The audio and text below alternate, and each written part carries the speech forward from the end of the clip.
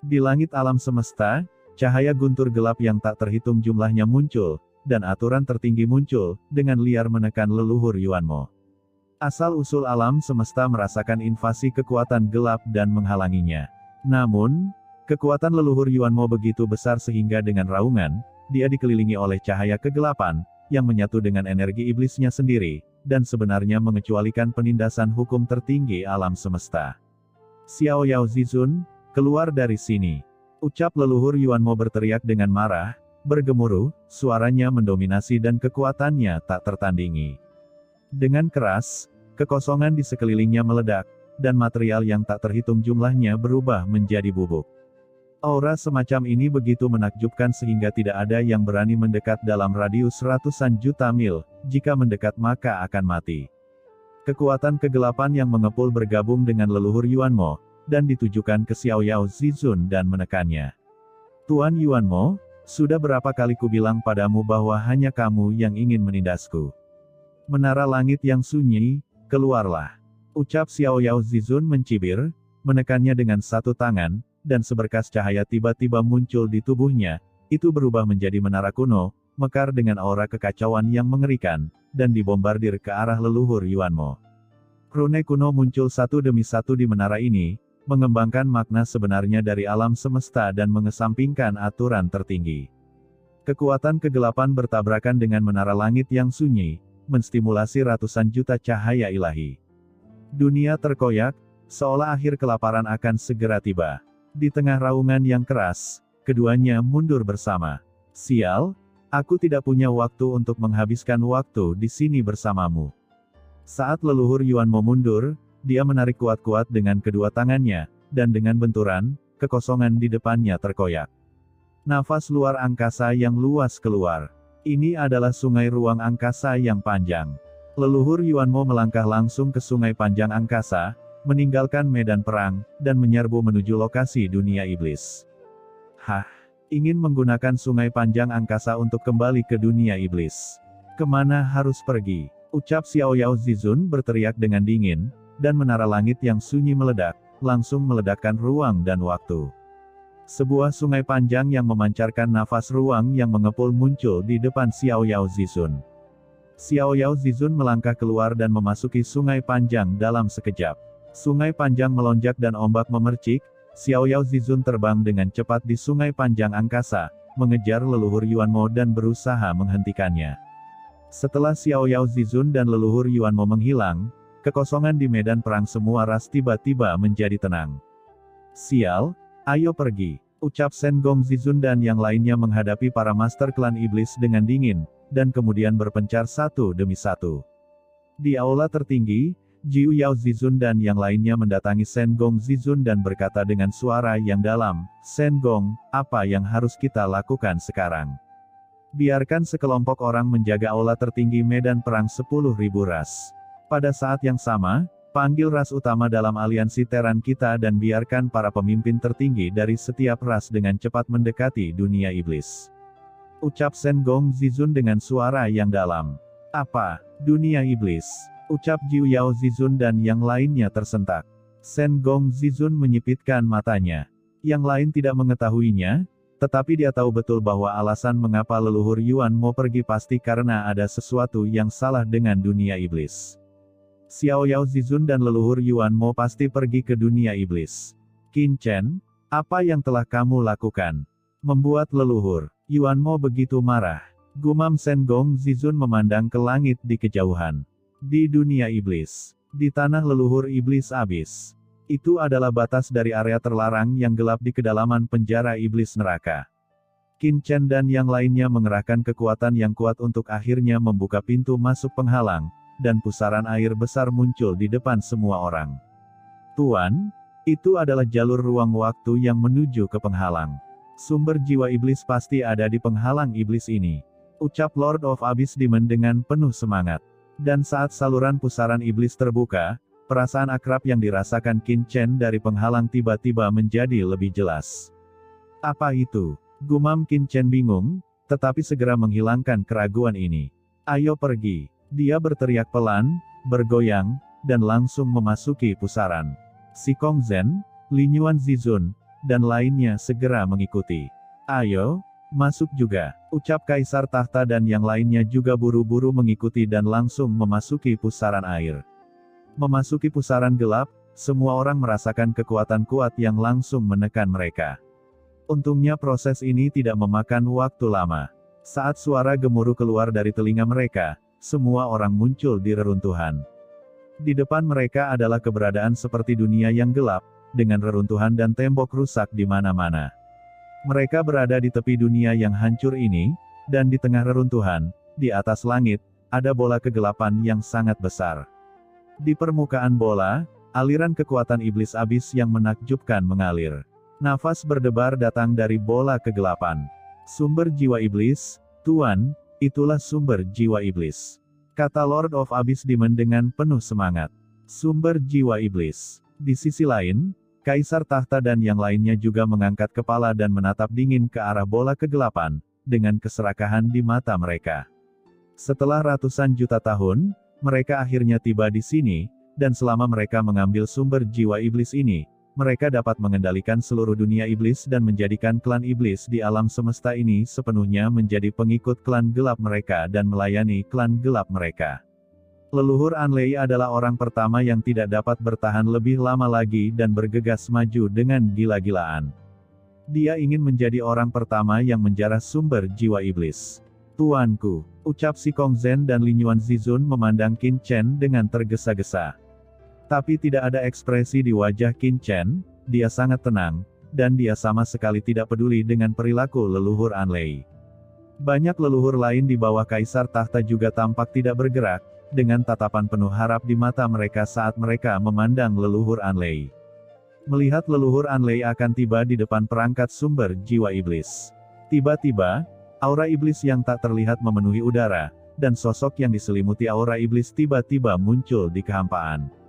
Sosok ini dipenuhi aura iblis, tubuhnya bersinar dengan kilau logam, matanya tertutup, dan tampak seperti patung, berdiri tepat di depan leluhur Anlei. "Dari mana asalmu? Keluar dari sini," ucap leluhur Anlei berteriak pelan dan tiba-tiba meninju. Di dalam kehampaan, tombak guntur hitam yang panjangnya 10.000 kaki tiba-tiba muncul. Di atas tombak guntur, cahaya guntur hitam melonjak, dan simbol guntur mekar dengan cahaya yang menyilaukan. Itu meledak segera. Dengan keras, petir menyambar kemanapun senjata petir itu lewat, dan kekosongan terkoyak di sepanjang jalan, dan dia segera mendatangi sosok iblis itu. "Kamu berani menerobos wilayah terlarang klan iblisku, kamu akan dihukum oleh surga." Melihat senjata guntur gelap hendak menembus pihak lain, tiba-tiba, sosok iblis itu tiba-tiba membuka pupilnya, dan ada energi iblis yang menggelinding di pupilnya. Pupilnya seperti kaleidoskop, berputar seperti lubang hitam, melahap segala sesuatu di langit dan bumi. Sosok iblis itu meraung dengan marah dan tiba-tiba meninju.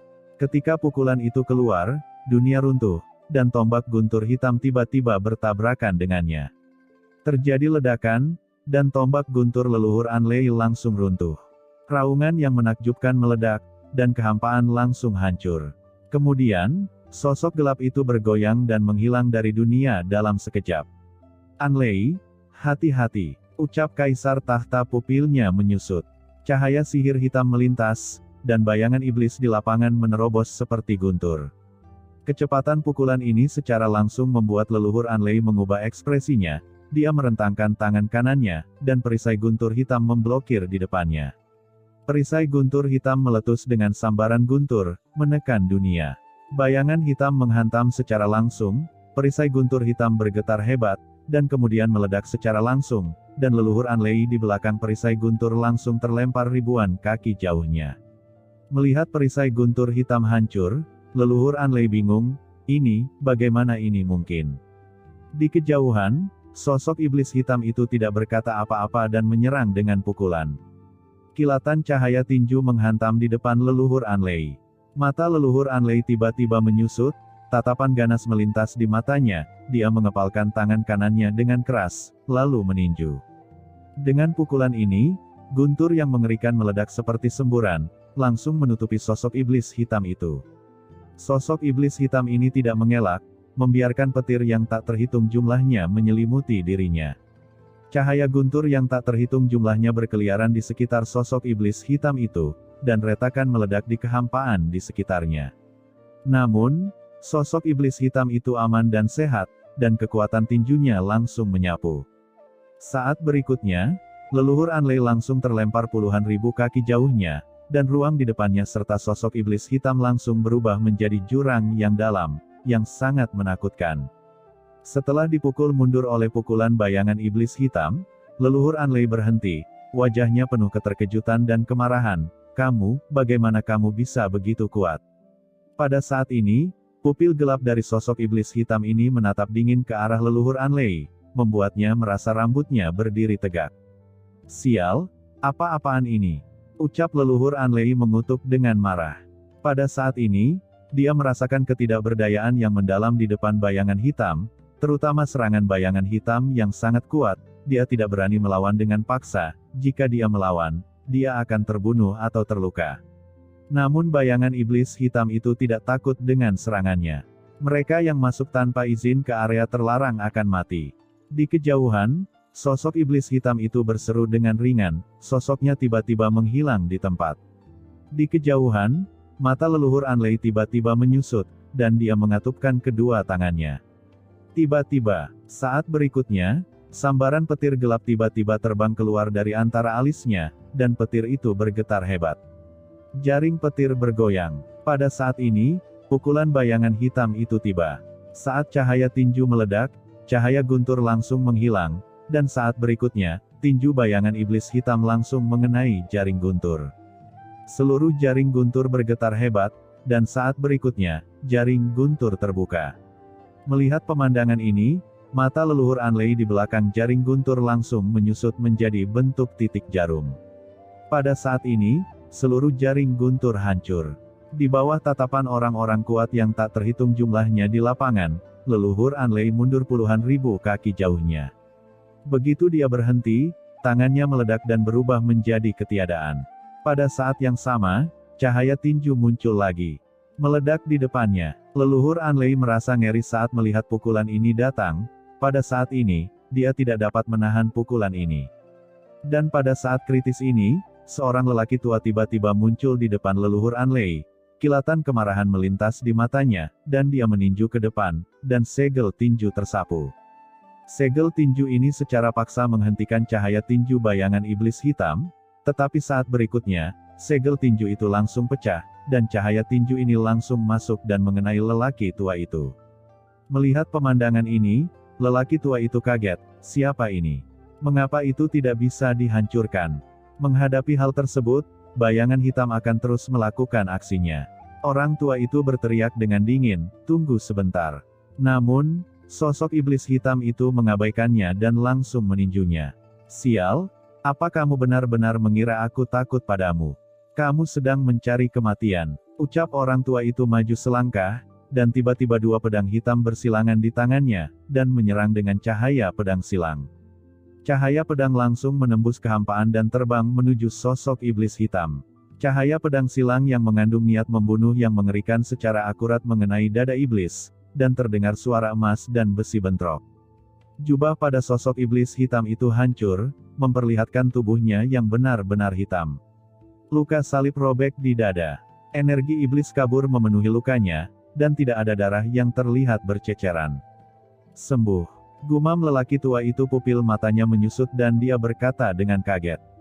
Semua orang melihat luka di dada sosok iblis hitam itu. Di sana, energi iblis kabur melonjak. Dari luar, tidak ada bekas luka yang terlihat. Sosok iblis hitam itu bahkan tidak melihat ke dadanya. Ada luka yang tak terhitung jumlahnya di tubuhnya. Tampaknya serangan lelaki tua itu telah membangunkannya. Dia melihat ke langit dan meraung, lalu meninju lagi. Kekosongan itu runtuh, dan dampak mengerikan yang disebabkan oleh pukulan ini menyebar langsung ke segala arah. Tidak baik, gumam lelaki tua itu terkejut, menunjukkan ekspresi kaget dan marah, tatapan tajam melintas di matanya, dan kedua pedang di tangannya tiba-tiba berubah menjadi perisai pedang. Pedang dan perisai menjaganya di depannya, langsung membentuk pertahanan yang menakutkan. Saat berikutnya, tinju bayangan hitam itu telah mengenai pedang dan perisai lelaki tua itu. Dengan sekali klik, Perisai pedang langsung hancur, dan energi pedang di langit hancur berkeping-keping, berubah menjadi cahaya pedang padat yang melesat ke segala arah, memotong kekosongan menjadi beberapa bagian. Namun serangan bayangan iblis itu juga menimpa orang tua itu secara langsung. Orang tua dan leluhur Anlei sama-sama terlempar sejauh puluhan ribu kaki, bayangan mereka berkedip-kedip, dan mereka hampir roboh di tempat. Mereka semua adalah orang mati, dan yang tertinggal hanyalah tubuh yang diubah oleh asal-usul tertinggi dan sisa jiwa. Di bawah pukulan ini, tubuh mereka langsung bergetar. Orang tua itu dan yang lainnya mengangkat kepala dan melihat ke arah bayangan hitam dengan kaget dan marah. Harus dikatakan bahwa bayangan hitam ini sangat kuat dan memiliki pertahanan yang buruk. Ia tidak takut dengan serangan mereka sama sekali.